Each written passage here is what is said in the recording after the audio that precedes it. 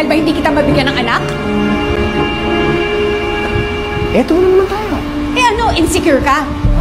Insecure ka? Ano? May problema ba na CEO ako? Issue ba yun sa'yo? Bakit mo binabalik pa lahat dito? Ano pang gusto mo? Ha? Eh kasi parang may problema ka eh. Eh baka kasi tinatamaan ng ego mo. Kung tinatamaan ng ego mo, hindi ko na responsibilidad na punan lahat ng pagkukulang na nararamdaman mo. Pirma mo na yung annulment natin. Nakikiusap ako sa'yo. Pirma mo na. No! You don't understand. Kasal tayo. Asawa kita.